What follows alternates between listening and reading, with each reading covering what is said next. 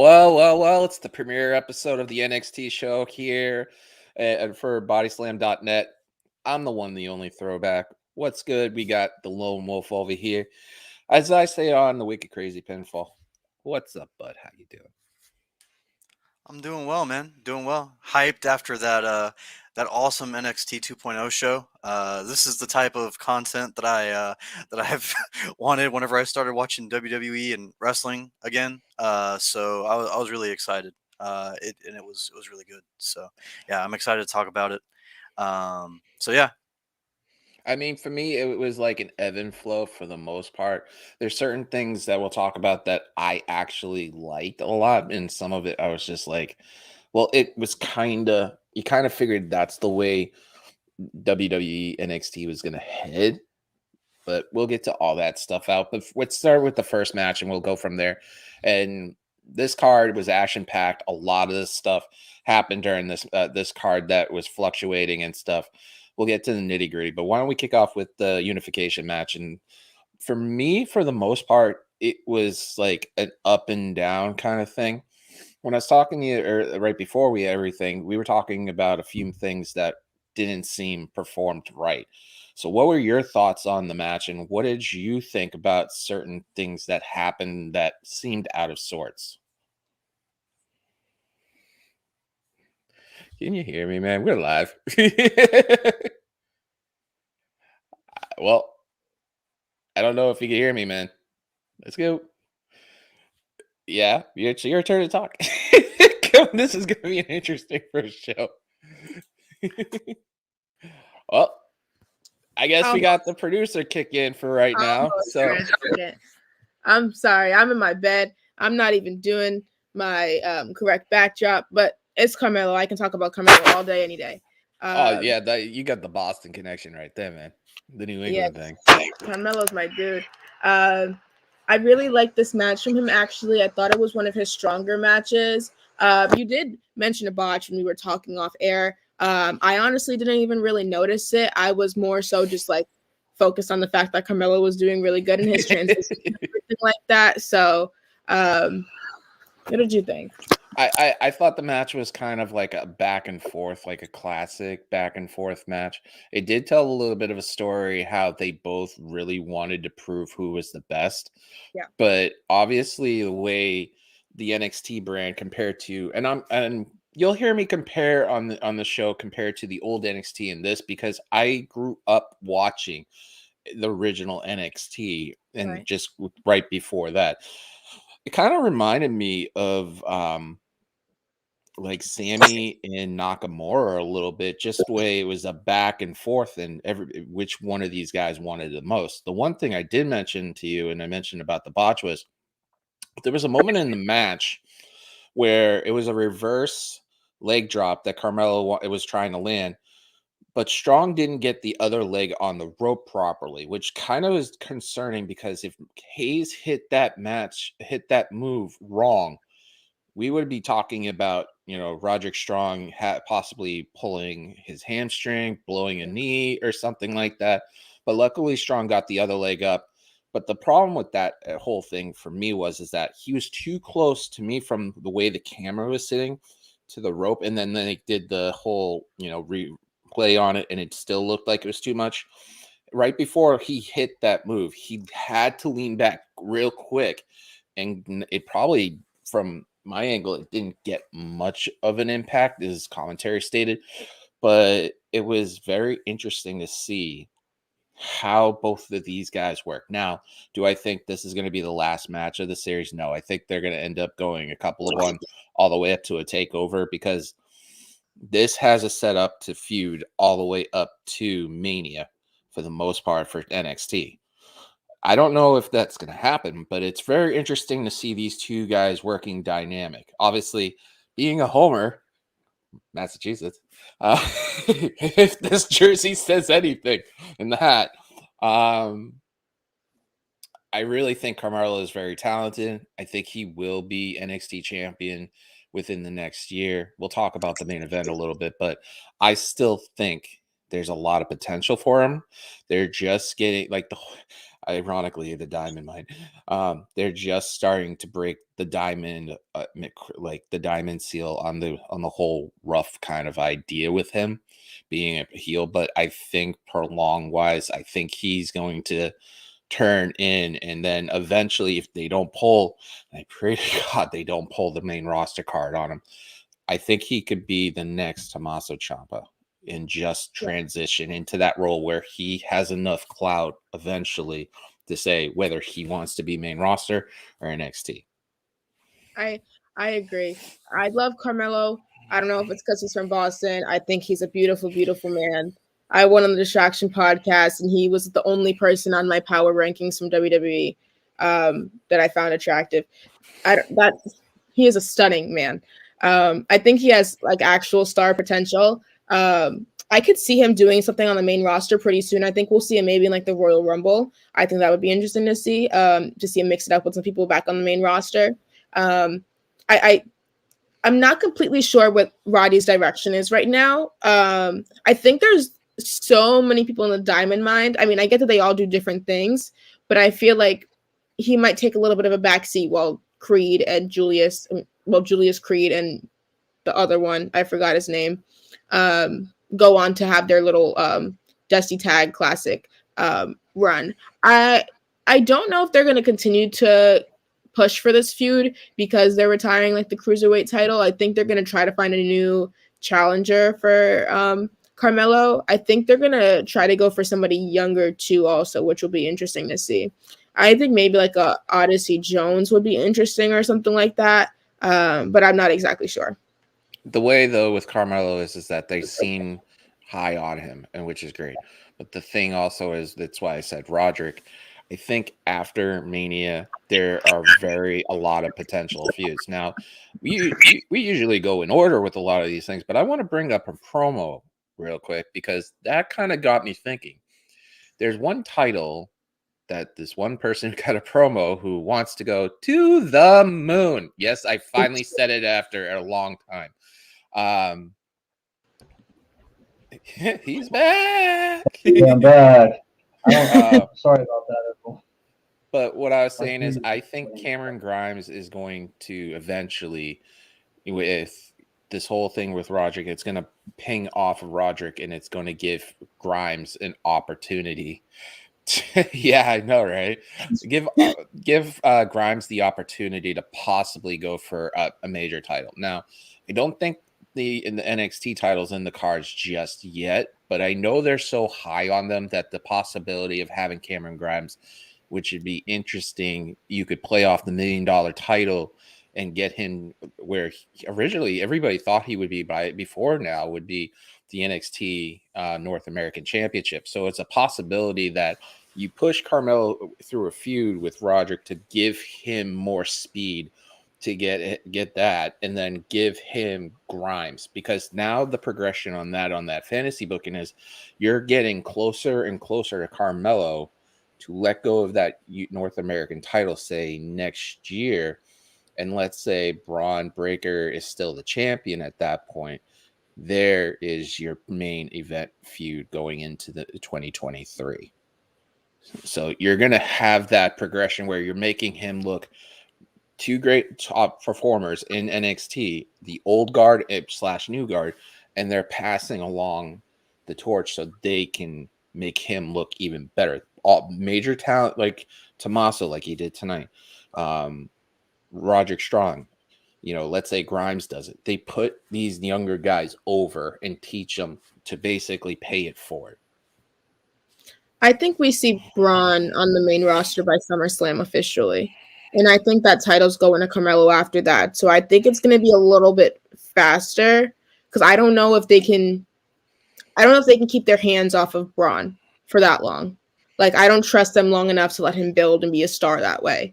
But I think that as we get closer to, when they do like the WrestleMania NXT weekend stuff, like right in there, I'm thinking that's when we're going to start to see like LA Knight come back and maybe do some stuff with the younger guys also. Like you said, kind of putting them over as well. I'm also engaged to see if they continue this Pete Dunne, Tony D'Angelo thing. I know we'll talk about it a little bit later, but I thought that it was a very odd pairing And I don't know if that's the right thing for Pete to be doing right now.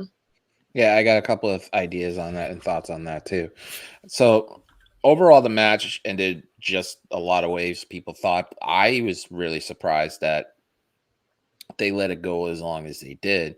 But it's a title match anyways, but it was really good. It was, like I said, it was like Nakamura and Zayn in the NXT realm when they first start. But that's why I think they're going to push it a little bit more further and make it like the way they did with Champa and Breaker. But I think with over time, Hayes getting more and more and Roderick showing him more and more, it's going to give, even though Carmelo has this unbelievable confidence, it's going to give him another level to get to that point, like you said, to get that main card title. And eventually, it'll show people how good he is now, but how much potential he has later. So that's why I was pointing that out. The match itself was amazing. It pretty much was close enough to be the match of the night, but in my opinion, match of the night. Carmella was in it. My match of the night. Good. That's the story. Yeah, but for me, the match of the night was something else. So we'll get to that stuff as we go on. You did mention the Dusty Cup. It's interesting though for me that they're going to do it in 2 weeks. But do you think that the women should start in 2 weeks too? Because usually it would make sense to have both of them at the same time, guys. But eventually, what'll end up happening is that February comes and you're got one tournament 2 weeks in advance. So eventually you're hoping the women's championship meets up at a takeover, probably Mania, since we're starting at Rumble. I would like to see both of these tournaments start at the same time and end at least close to the same time. So that way you get both crowned, and plus you could set up, if you do it before takeover, let's say Valentine's Day Massacre, if they pull out some of this stuff like they've done in the past, and just have the champions for the tags set up at the takeover 4, and then have NXT represented, because Rent Mania is 2 nights, so there's plenty of opportunity there. Yeah, Wyatt, what do you think about the Dusty Cup and the timing of it? So I think it's cool. I was surprised that they had a tag team tournament that was called the Dusty Cup. I was really surprised whenever they showed that vignette. I was surprised, but it seems to be cool. I don't really know a lot of the tag teams, so I'm really intrigued to check them all out in the tournaments. And then as far as the placement, I agree with you that I would like them to start at the same time and end around the same time. I don't know how if it's like they have the same amount of tag teams for both divisions or not. I don't know, because I haven't been watching this for very long. Just I think like the last 3 or 4 weeks. But yeah, if possible, that would be really cool. Most of the tag teams are good besides Briggs and Jensen. That's all I have to say. I think that for the first time ever, we will see a 2-time Dusty Cup championship in the men's.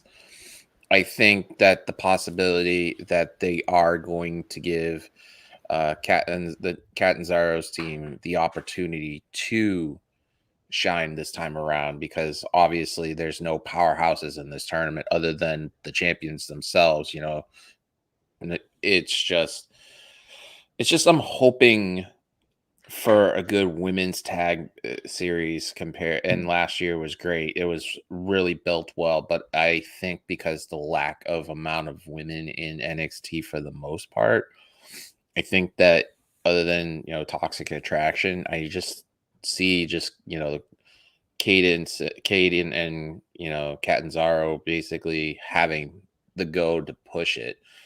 I think the finals for the women's will be Indy Hartwell and her partner. I'm sorry, I'm bad with names, but I really think that that promo that they did for the match for next week, I think both of those teams will be in the finals for the most part. Now, I really think MSK is going to be in there, and I think eventually they'll meet Imperium for the titles after winning the Dusty Cup again.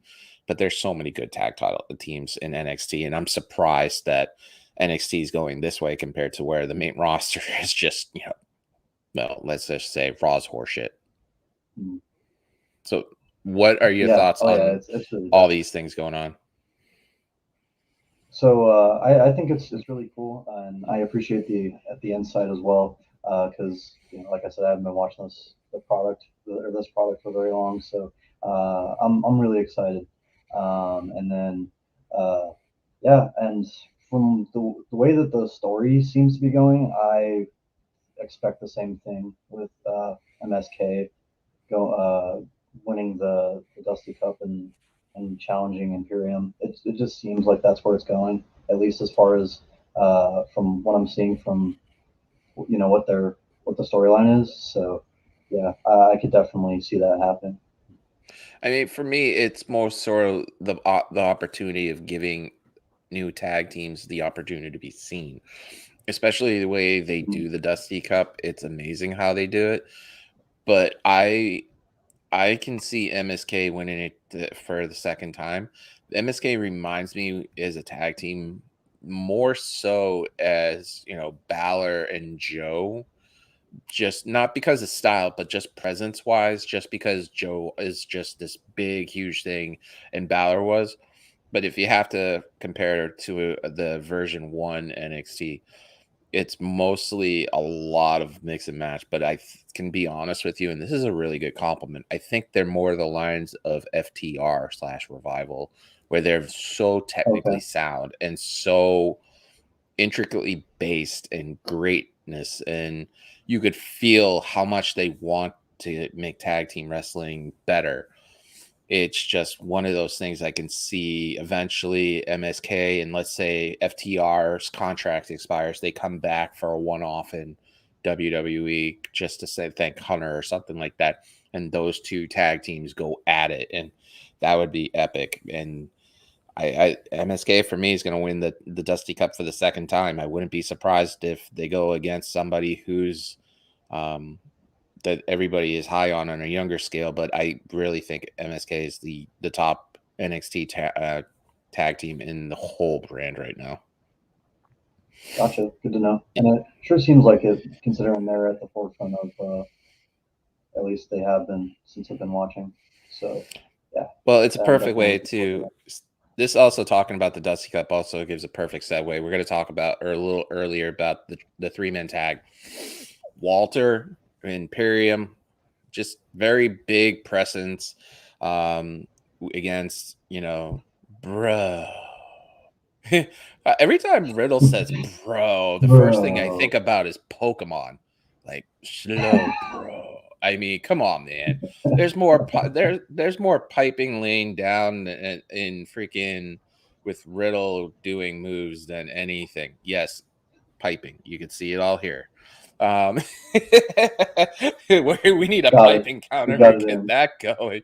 But this match for me was the match of the night. Walter was hard hitting for the one thing. All those chops were deadly. Each person got their own moves in there and stuff. And Imperium took the bulk of the work for the most part in MSK. And they made Riddle look great also. But that way that finish was with that whole brainbuster combination move. And then on top of that, Riddle hitting, the Brittleton or whatever he calls it now, hitting the RKO afterwards was really interesting. There was Walter being Walter, but what did you think of the way it ended? Because for me, being the match tonight, because it was fast paced, it was action packed. You could hear the chops, and Riddle's reaction to getting chopped by Walter was just perfect. But for me, I think that having Imperium, their tag team, literally taking the pin and keeping Walter strong is going to set something up for Riddle to say, hey, I beat you. You're not unbeatable. You don't have a title, and this is technically your second loss. I can see Riddle and Walter literally making a match at some point, and it draws a lot of people back into it. So Walter's presence kind of has like that stoic. Obviously, he's a big man, but he kind of reminds me of Big Show, where it's just like where Paul White was originally the Giant in WCW, where it was just he doesn't say much, but when he does, you pay attention. And those chops, god dang. What are your thoughts on the 3-man tag match? And I liked how the entrance was with Riddle and MSK. I liked how Imperium handled it. But for me, overall, this was the match of the night because of how fast paced it was, how intense it was. For me, I was more invested into this just because of the previous week where they were doing the promos and stuff like that. And it was a nice touch having coming out with the scooters and stuff. Can you hear me quiet? I think he froze. Producer, can you come help me, please? You hear me at all, man? I don't hear him. Hey! I'm back. I have a funny feeling it's going to be you and me for the most part because I think he's having technical difficulties. So this is a great way to start the whole first show for the NXT review post show. There's always something that happens. It's just the chaos. It's okay. It's the body slam style, I think. It's part of the allure. I absolutely love this stuff. I mean, come on, man. Look at the gauntlet our freaking BB put down on that show. I mean, come on. And one of these times I will have on this NXT post show the Wicked Crazy title. I will show that title. It's very nice. But that's neither here nor there. That'll be another week. But what were your thoughts on the 3-man tag, considering the fact that I just kept blabbering for a few minutes? I literally thought it was the night. I literally thought it was the match of the night. I saw a tweet from one of my mutuals on Twitter, basically just saying that he thought that Walter's power was turned down. Like, you know, on a video game when like somebody said like a 97 overall, they thought that he was in like his 60s, like a 68 or something like that. And I kind of noticed he was pulling his chops a little bit, but the sound was deafening. The first chop he gave to Riddle looked kind of weak for a Walter chop to me.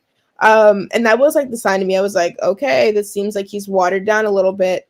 And that gives me the sign that he might be moving to the States, because originally they were just using him as an attraction and like a violent attraction, I guess you could say. So like if this is what he's going to be doing and he's going to be working as often as he would if he's in the States, I think that's what he's going to have to start doing, is he's going to have to start dialing it back. I love MSK. I'm a huge MSK fan. And then to see Riddle here, I mean, Sean broke the news earlier that it likely would have been Jeff Hardy in this position. So I thought that would have been interesting to see. I'm not really liking the MSK Riddle gimmick though. I don't know. It just it's like kind of just bland. Like I mean, I get you're making jokes and stuff, and it's funny, but like, just give them something else. Like they're entertaining high flyers. They really don't need to just be smokers too.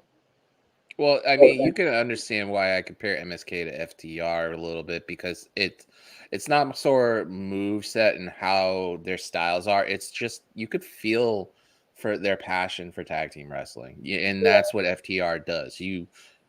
They state it, but you can feel it. There's a difference. There's a presence about when they're tagging and stuff. I'm surprised that you didn't like the Riddle stuff and stuff like that, because I live in Massachusetts, obviously. I mean, look at the Patriots garb and stuff like that. But I mean, for me, more so, it reminded me when I was in California for a while, and it just gave you that laid back, comfortable feeling when you saw the promos. It's like MSK was trying to figure out where they're going at that point when I was watching it. But Riddle added that little extra spice, that California feel, because MSK has sometimes the personality like they're from that era where it was just like surfer, laid back kind of culture and it made me nostalgic a little bit about how California style of things are compared to Massachusetts, New England. I mean, we got chowder and they have surfboards. I mean, come on, man. That's why I think they're more where the heart lies is FTR, but those vignettes are showing that they're willing to open everything up and broaden everything. and change certain aspects, not of who they are, but adapt and become a lot more more personal. But the main thing is, so long as they keep that feeling, then everything will be okay. I would have given them a rave gimmick, like the gimmick that Casey and Caden have right now. I would have given it that. I would have given that to them instead, and I would have put them with Jeff Hardy. I think that would have been a perfect pairing if they would have switched it a little bit and like maybe turned it a little bit towards the party side because they already have all the glow and the high flying and all that stuff. Um, but I think I would, if I'm looking at NXT, I think I would compare GYV more to FTR than I would MSK. I mean, I get what you're saying about like the tag team stuff and them sharing the same wavelength of like loving tag team wrestling. But I think that GYV might be a sleeper in this tournament. If they finally are going to give them that title push, I think this could be what sets them over the edge. They haven't been on TV in a little while, to my knowledge. I didn't see them this week. I don't think we saw them last week. So I don't know where they are, but I would love to see them win the tournament. There's a lot of people that haven't been on that NXT that I think that should. I mean, I'm a huge Dexter Lumis fan. I think what he does, if him, the way marriage kind of thing kind of turned me off. But if you keep Dexter the way he was without Indy and stuff like that, that's a viable champion right there. That's somebody who could take the NXT ball and make it run if they do it right. But they do a lot of people dirty in WWE overtime. I mean, I honestly can't wait to see where MSK and Imperium go. That's going to be a knockout drag out fight. But I'm also excited to see where everything else lies. Like you said, Walter's probably going to be working in the States and he's got to wire it down.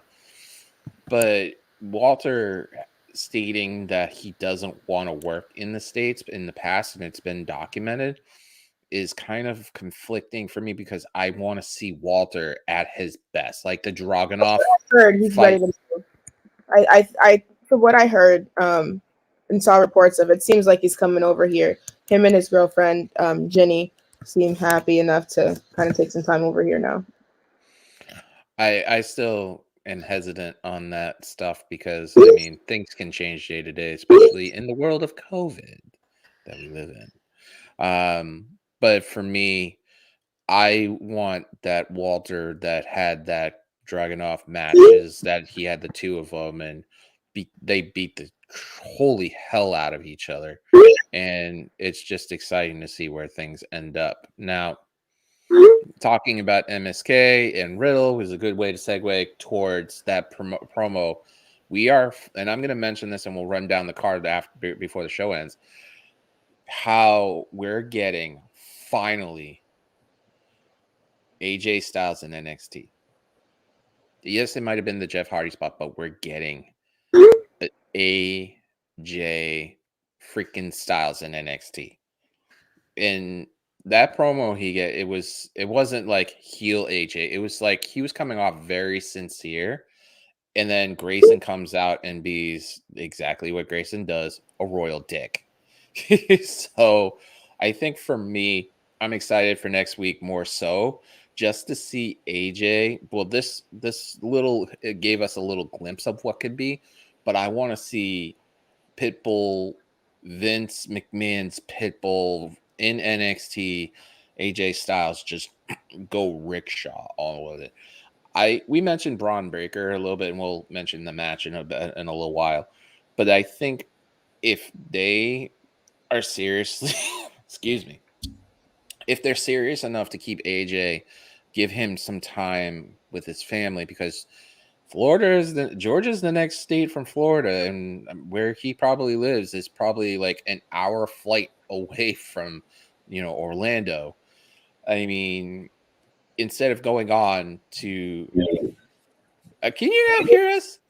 Yeah, I can hear y'all. Can y'all hear me? Well, yeah, finally. Okay. But yeah, before our lovely producer leaves, I want to get her opinion on this. Hey, I am just being honest. I'm a gentleman.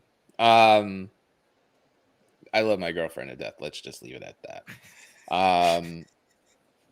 I think that with AJ coming into NXT, it's a game changer. I think if they keep AJ here, it gives him an opportunity to do something he's never done. Now, for me, I want to ask you guys this. What is your true current generation WWE Grand Slam? Because for me, it's completely different than what people say. Well, what do you mean by like current WWE Grand Slam? Like, what do you mean? Well, the current standard for WWE Grand Slam champions I think are you're getting at.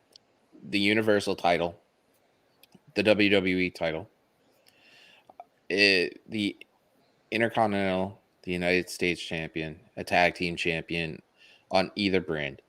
All right. And then Don't they include the Money in the NXT. Bank? No, it's just titles. NXT title. Okay. There are not many people that could say they do it. Like the one person that pops into mind is Seth. Now, if you talk about the old Grand Slam title, Miz would be categorized in this. But for me, NXT is a viable entity, so it should be considered. A big name that has done it all. He's been the Intercontinental, the United States champion, tag team champions on both brands. He hasn't gotten the Universal title, but I bet you he will. But he's had the WWE champion. He didn't get, like he said in the promo, AJ stated that he wished he could have gone to NXT, but he started at the Rumble and just got rocketed out. That's AJ. But being in NXT now, especially a lot of people want to be close to home with COVID for emergencies. This gives AJ the proper time to actually go after an NXT title and say, hey, I've done it on every single level. I've done it on every single wrestling promotion in the world. Literally nobody can touch my legacy because I've done it. But for me, AJ and Grayson is going to be phenomenal. Pardon the pun. Yeah, I agree. So as far as like the NXT Grand Slam champion thing, I didn't really think about it. I just saw it as sort of like a stat thing on like Wikipedia and stuff. But yeah, I mean, I think that it should be one of the world titles, maybe two of them. And I think it should include the NXT if like going forward for like younger people. Whenever, Like, especially when we get to the point for where like everyone's going through there, or mostly everyone. So I think that that'd be a good idea. I will make a bold prediction for the next 2 years. Don't be surprised if Becky ends up in NXT because that's the only title she's never held. So for women's side, but the 3 out of the 4 horsewomen are Grand Slam champions. It's just that would be the one thing that Becky can't say she hasn't had, and everybody could do a promo and say, "Hey, you didn't get this one, but everybody else has that." So I think for AJ, that's the one thing he probably wants to do, and just have that NXT title for a short time and say, "Hey, I did it." Go back to the main roster and chase after that Universal title. That would be great. That would be awesome. I think that would be really cool if we could get that, especially if it means that he's a face now, which it sure seems like he is. Well, I mean, I think after everything that's happened with him, I think at this point in his career, he's willing to just. I'm going to talk about this a lot here and there. I think he's in the Undertaker area. I think that Mark Calloway passed the torch to him and be like, "Hey, you're this generation version of me. You need to push the next generation even further." So I'm looking forward to seeing this match for next week. We'll talk more about in depth of what we think and how it will go, because I think on this show it's much interesting to run down the card and give our guesses to see what happens and then possibly go from there. Other than that, a lot of stuff with your technical difficulties, man. What was your Yeah, idea? I'm so Your sorry. thoughts on that? Oh, don't worry about it. What's your thoughts on that triple threat? Well, not the triple. Yeah, So the triple threat we'll get into, but I'm talking about the yeah, 3-man tag. Yeah, so the 3-man tag I thought was really awesome. I think it is my match of the night. And I really liked MSK. I love their offense. I loved every single second of it. And I love Riddle a lot. I think he's really cool. And then as far as Imperium, I thought it was really awesome. That's the first time I had seen any of them, including Walter. And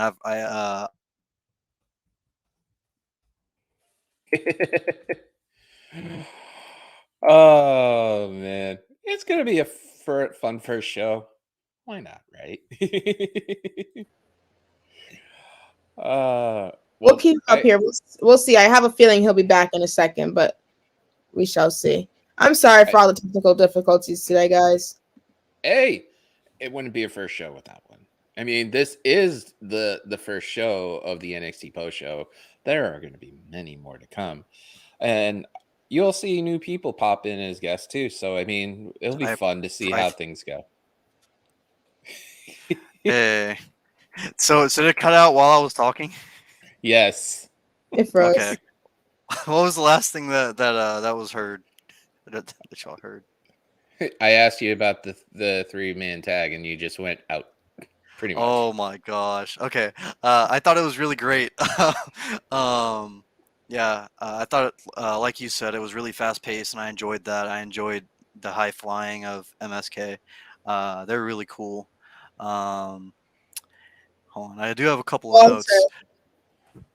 What's up? The last thing I heard was Walter. Okay. So, and then, yeah, I really loved MSK. And then for Imperium, I really, really like them as well. They seem to be like really, I guess, I don't know really how to describe it, but they seem like really like legit as far as like like on the mat stuff. So that always excites me. And Walter is just, that's the first time I had ever seen anything with him. So I was excited to check out what he's about, because I've just heard so much about him, and those chops look brutal. They look really brutal, and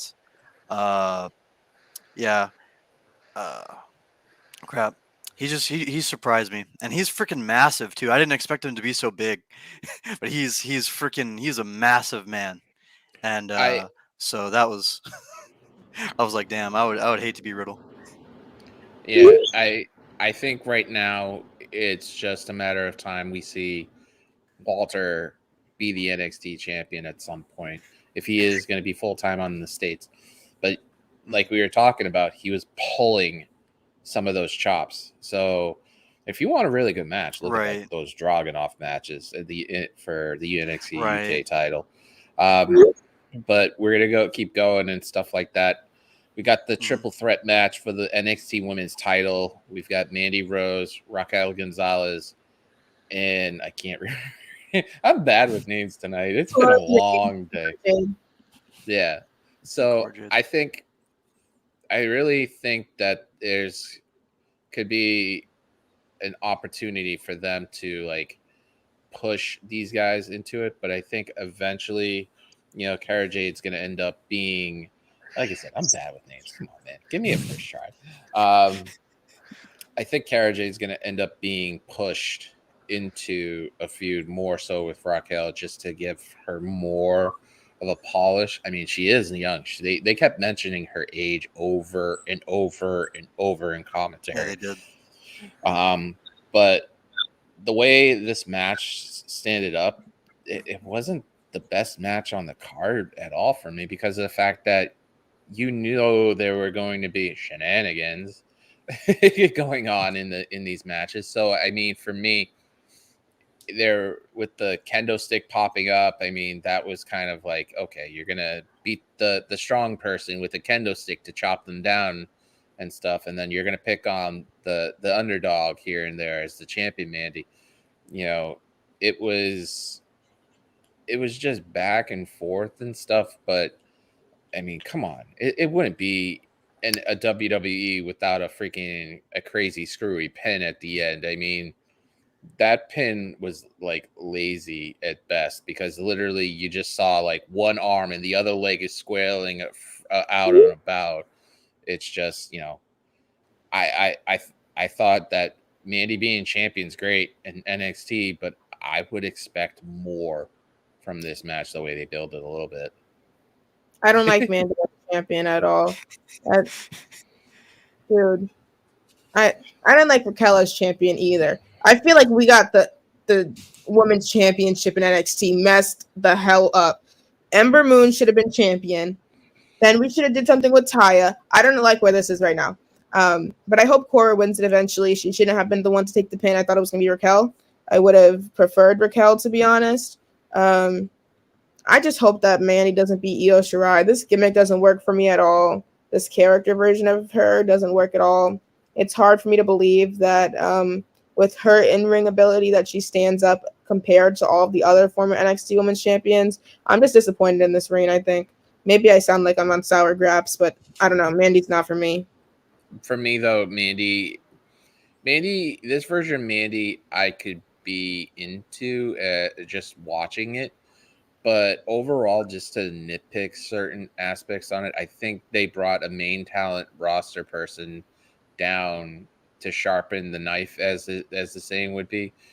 But the problem with Mandy as NXT champion and people comparing her to past ones, the past NXT champions, even Raquel, had a higher regard to the title than anything. Now, I don't know if this is her first major title in WWE, but I think eventually Mandy will end up going against somebody who's established, not Raquel, but like you mentioned, Io. And I'm going to put this name out, and I'm hoping they do this, but Dakota is well overdue for a chance, especially with the uncertainty and after next month, if Candice is going to come back with because of Johnny's contract expiring. So we don't know after she does something a year from then and just comes back and just goes all out. But I definitely see Dakota and Mandy feuding at some point, and then they pulling the trigger and giving Dakota the title and bringing Toxic, whatever the heck they are nowadays, Toxic Attraction back up and bring them to do something. I mean, the only way that's going to happen if something big happens. I don't want to watch them anywhere. It's just not for me. I get that I'm not the target audience, but still, no, thank you. Wyatt, what do you think about them? And you pointed out the whole thing with Raquel not eating the pin. I think they're keeping her strong because eventually they're going to end up moving her after Mania up to the main roster. I don't want her there either. I don't like this women's division right now. I just think maybe I'm being nitpicky, but well, they did release a lot of people, and eventually, like I kept saying on Week of Crazy Pinfalls and stuff, I'm name dropping shows and stuff like that, and which will happen because I'm prideful about this place. Which go check out, bodyslam.net and stuff. Check out the roundtable. Everything this place does is amazing, and I tell people that. Yeah. But I think eventually what will happen is that if they give Dakota the title, something big will gotta happen. All these releases kind of screwed up the NXT Women's Championship. I still think Impact's the number one women's division in the world, but I thought NXT for a while is now too. Now NXT is the third one, and now I'm surprised to say this, but AEW is the second one, the way they're building everything up. But I mean, overall, the match was it could have been better, but that entrance with the helicopter was like a throwback of when they did the same thing for Charlotte at one of the pay-per-views of having her come down in a helicopter and stuff. So I mean, overall, this match was just okay. It was just time filler for the most part. But, what do you expect with WWE? They're not really paying attention to the women as much as they used to. Yeah, I thought it was okay as well. I think I would have enjoyed it a lot more if the finish wasn't weird like that. That was, like you said, a very lazy pin. Uh, so I was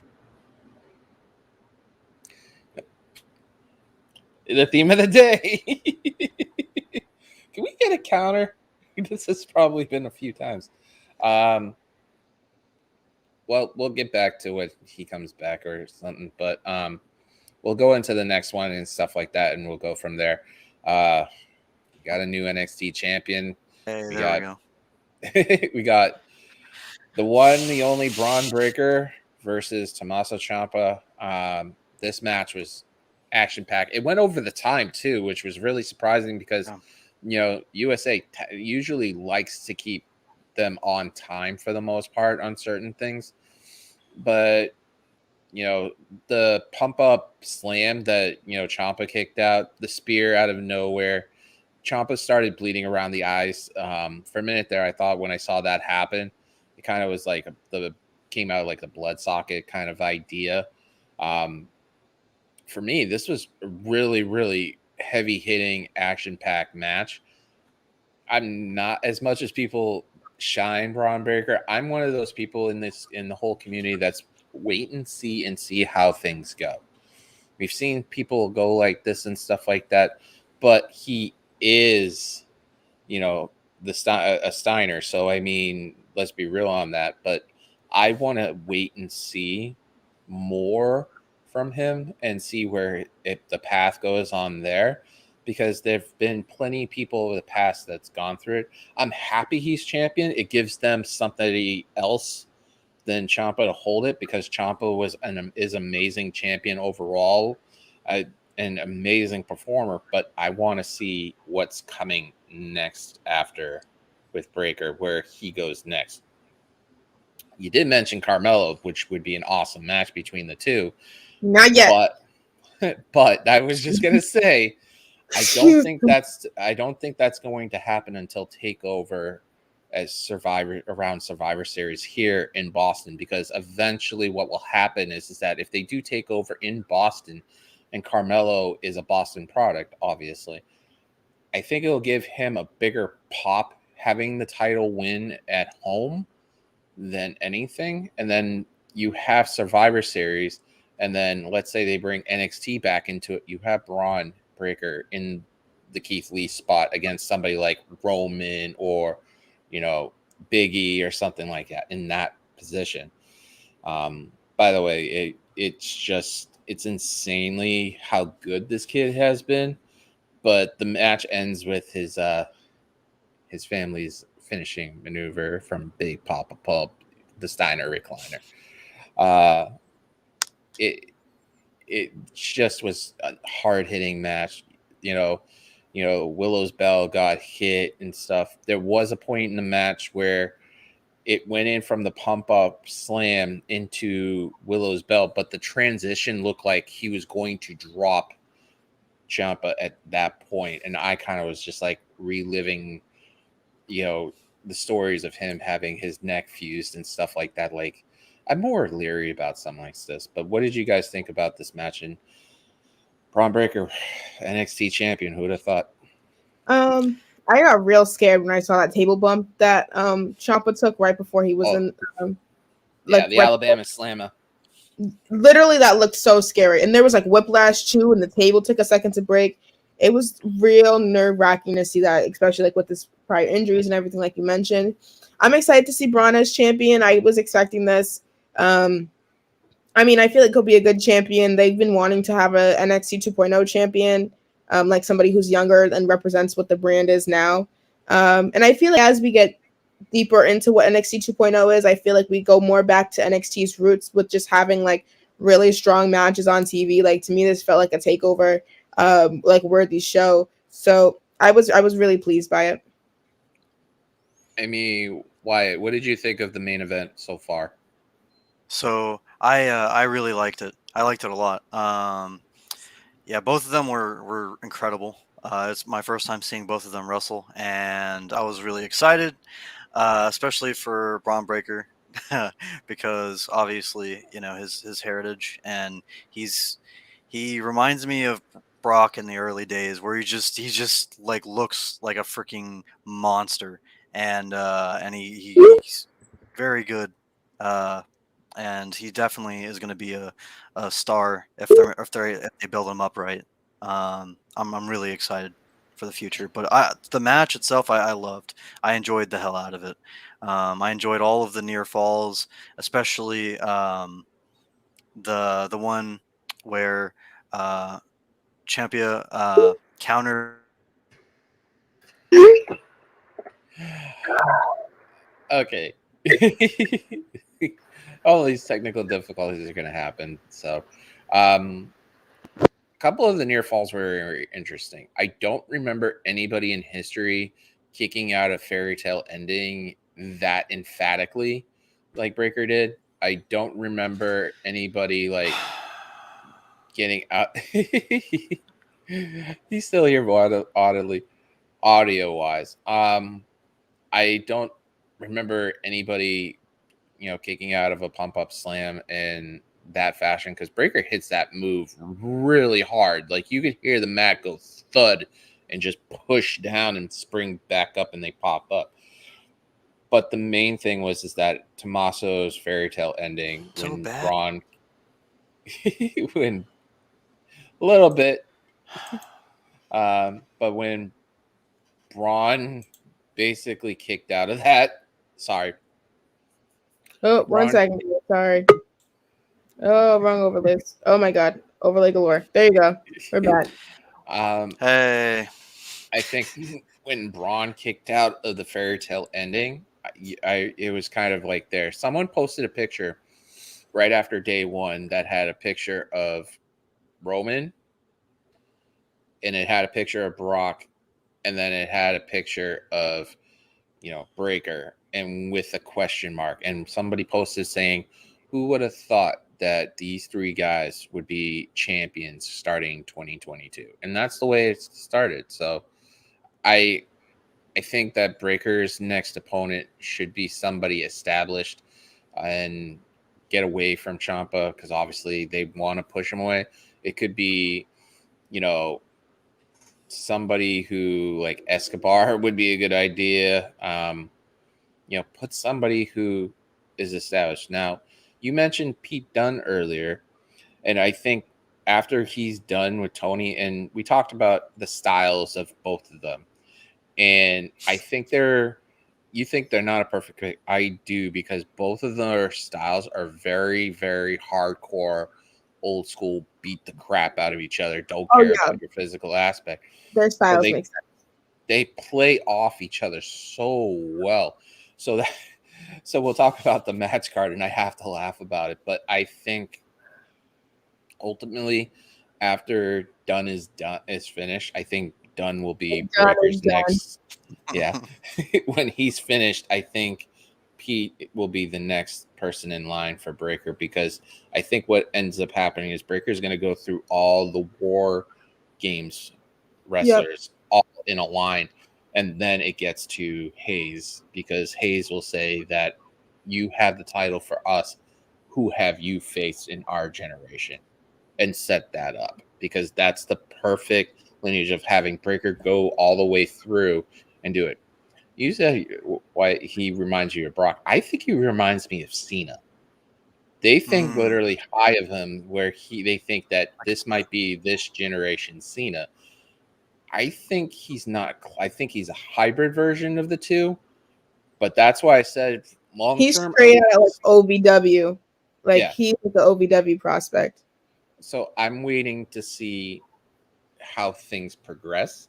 I'm glad he's champion and gives somebody else an idea, but I want to see who progresses and see who they line up in front of him.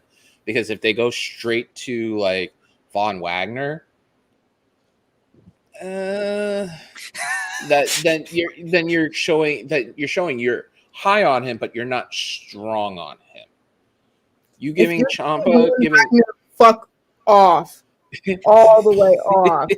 But my point is this: if you're gonna give Champa, give him the rub and give him the title, who is next in line that has a Champa kind of not style, but just like what's the word? He has that pedigree. There we go.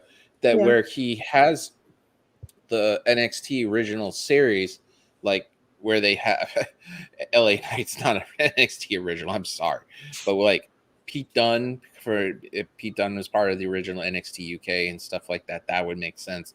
Cameron Grimes would make sense just because of the fact that he was a part of the original NXT, going towards the tail end of it where they are now.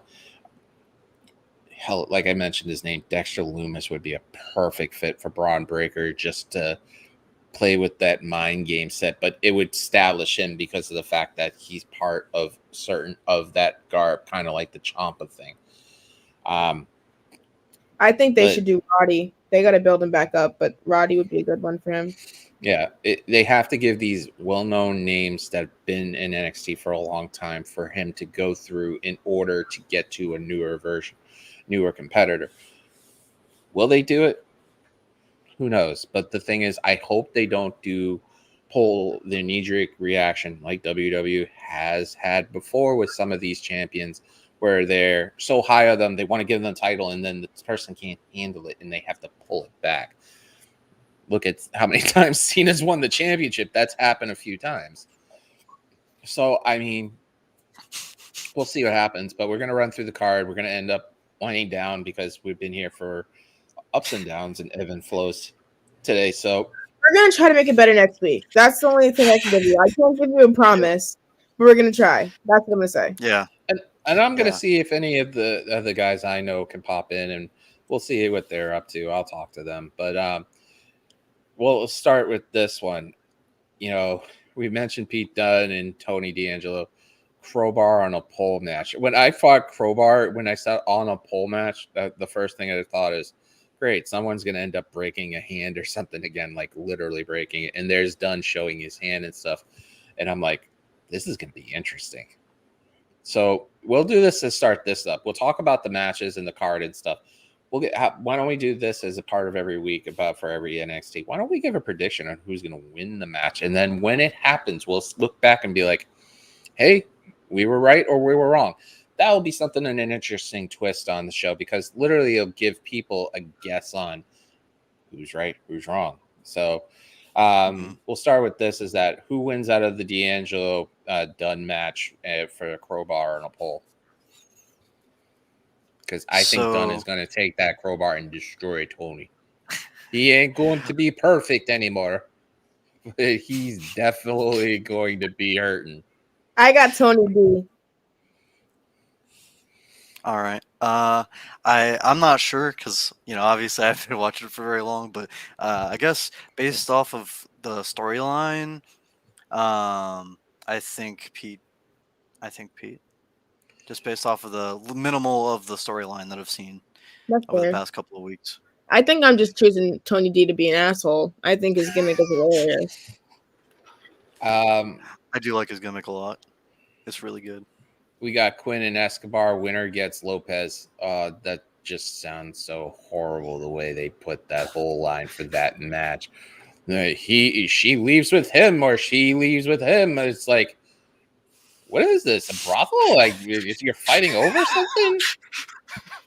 I mean, come on, man. So I think Quinn's gonna leave with Lopez, but I think it's going to be some shenanigans in this where Escobar tries to continue this, because I don't think this is going to end, but I think Quinn ends and Lopez is going to be that one where it's just she plays both sides, but she's going to leave with Quinn, but she's just going to play with both guys' emotions and stuff.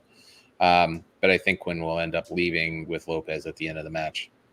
I have so many questions about this. Is Santos her boyfriend, or are they family? I don't understand. That's so weird. That sounds like emotional incest with their family. That's weird. I'd hope it's Zion Quinn, because otherwise this is just real weird and I don't want it. So we got a match going on in the women's division. We've got Patora, Hartwell, and Cho. Cho looks hilarious. Like the Sandman kind of thing, where she's just they ask who she is, and she's like, my name's Cho, and she goes back to sleep. That was really great. You know how many people you wish you could do that to? And then we got, the tag team of Carter and Catanzaro with Miller. You got to give it to, as much as I love the idea of Cho walking in with a blanket, a binky, and stuff like that. Just an idea as an opening WWE. I think this match is going to be the first match of the card. I think you give it to Miller, Catanzaro, and Carter to give the Catanzaro and Carter the motion into the women's side of the Dusty Cup going into February. I think they're going to build them up and to get them back into where they are, because I think they're going to end up meeting Portora, I'm sorry with names, and Hartwell versus Carter. I think those two tag teams for the women's side are going to end up in the finals. If anybody's going to write in the comments say you can't pronounce names, I'll take it. So, what do you guys think who's going to win this 3-women tag? I don't think there's any way Amari Miller gets a win. They don't like to give her wins, so I choose whatever team she's opposite of. What about you, Wyatt? So, I think they're going to give it to damn it, I'm bad with names too. Hartwell's team. Because I think just based off of the story that I saw, the segment I saw tonight, they're the underdogs, because they're like, oh, you're gonna get her sort of thing, like, and so I think that they're gonna pull, I guess, an upset.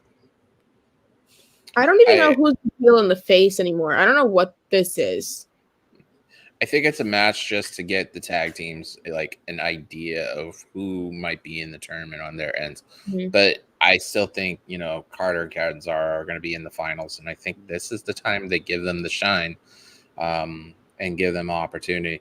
Now, I'm going to state this. These matches for these 3 matches are probably going to go in a 2-hour show between 20 to 15 minutes. And I think because it's the phenomenal one, AJ Styles, I think they're going to end up giving him and Waller at least 30 minutes or more because of how built up this is. This feels more so like a main event takeover match or a high or main event SmackDown match. I'm not going to mention Raw. This match is garbage. But I think this is going to be a way to continue this.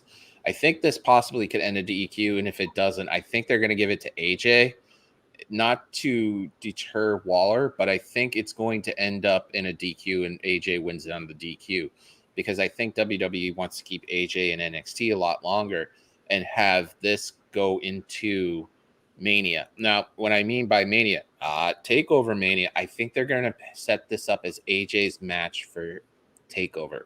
Waller will end up in the Rumble, start something else, and then AJ challenged Waller to Mania or something like that, and Waller accepts, and it makes a big match implication. It takes Waller out of NXT.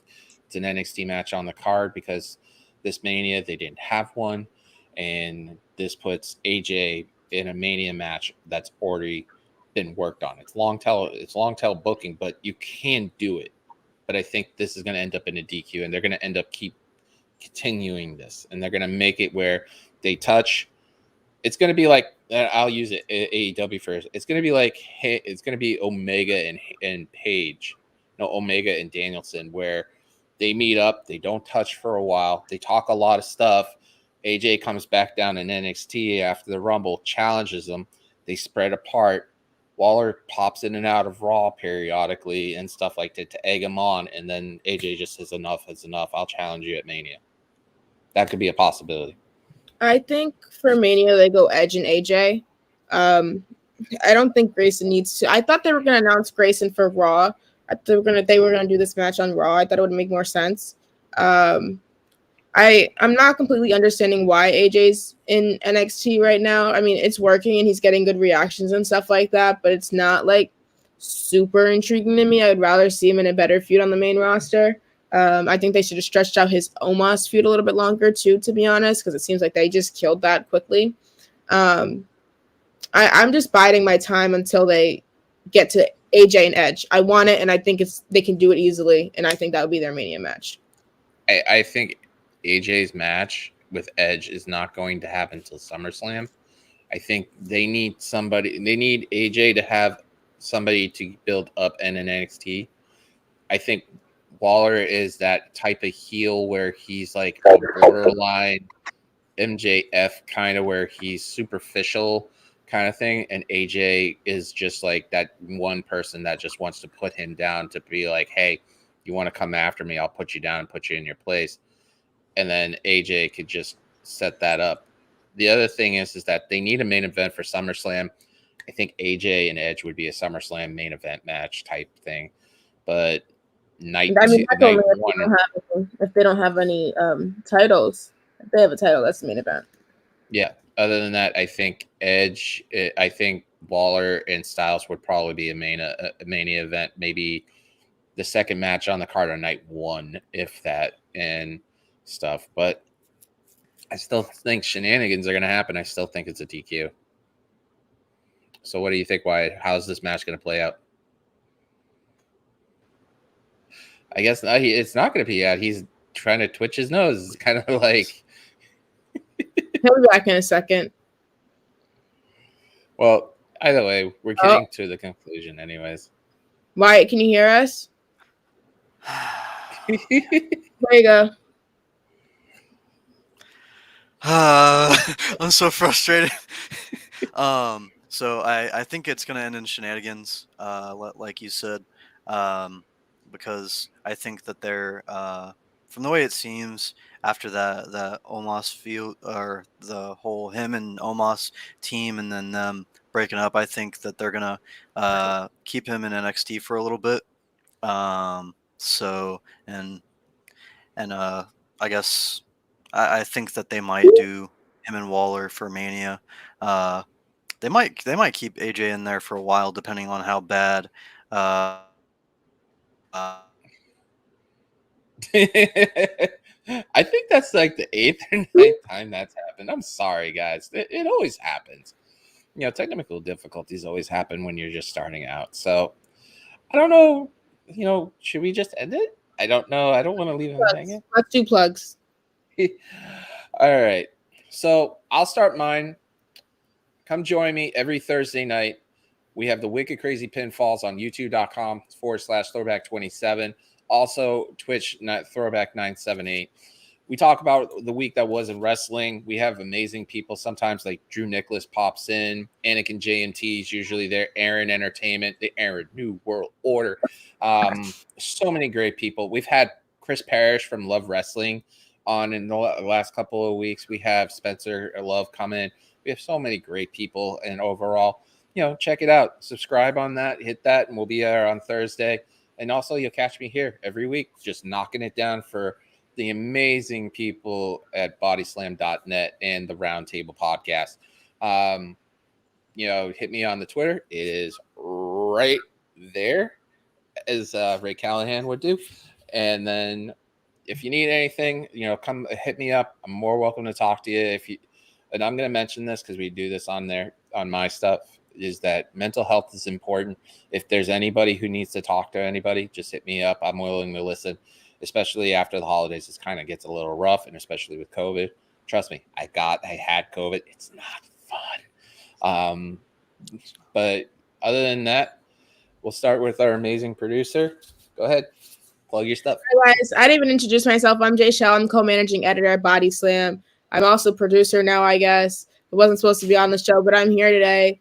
You guys can follow me on Twitter at JShellNicole. I do a bunch of shows. I have a Fantasy Booking Friday show, and an episode actually drops tomorrow of that. I do a live Friday show, but we're on holiday break, so that'll be back up on the 14th. I do a show on Sunday called ADHD Divas with two of my best friends, Haley and Kylie, also of Body Slam. And this week I have to eat a jalapeno pepper, apparently, which is not nice. Haley ate an onion last week, so if you want to go back and check out that video, you can. We have some cool interviews over there as well. We just did an interview with Janai Kai. I have a Shelly Speak series, and I got some cool interviews with some ROH guys coming out. Josh Woods, Red Titus, Kenny King, all the guys at SCP. I have some good stuff coming. So if you want to know more, you can follow me on Twitter at JShellNicole, and I'll have all of the information over there for you guys. All right. And I want to say is that she's awesome. Check out her stuff. It's always great. She's I want to get on that show that you guys do about fantasy booking because I would love to do that stuff. We'll make it happen. Yeah, make it happen, Captain, as they say up here in New England. All right, Wolfie. Let's say see what if you need I to. can make it through this without it cutting out. So y'all can catch me on my Twitter at right there. And yep, pray that we please get this. I do editorials occasionally for obviously Body Slam, and hopefully I'll get another one soon. And then I do this show. I'm gonna be doing this show every week, and then I also am on the GCW post shows. Those have been really great so far. Dude, those are crazy. I say Really lots of things crazy. I'm not supposed to say because I do them at 12 in the morning. Yep. But yeah, those have been great, and great. Funny enough, we've had several GCW people like acknowledge it or acknowledge us. I actually had Blake Christian. He retweeted one of my one of my tweets, so that was really cool. I was so happy about that. So yeah, definitely go check that out if y'all haven't already. Go follow all the stuff that these guys do. It's freaking amazing. Tomorrow, you better, and I've been on that. Trust me. Massachusetts time does not work with Portland time. Let's just leave it at that. Go check out the post show for AEW. You have, the franchise on there. You have Julian and Shane on there. Great stuff. I've been on there. It was fun talking to him about AEW last week. Go check out the Rampage show on Friday. Hell, I'll even plug my thing again. Come check us out at Wicked Crazy Pinfalls. You never know who might pop in. These two might pop in. You never know. But the best part about it is that we have the Roundtable podcast here, and you go check out the bodyslam.net. I'm Throwback. You got these two great people here with me, the Wolf and Giselle. All I got to say is I'll end it the same way. Do a good deed, pay it forward. Have a good night, guys. Bye. Bye.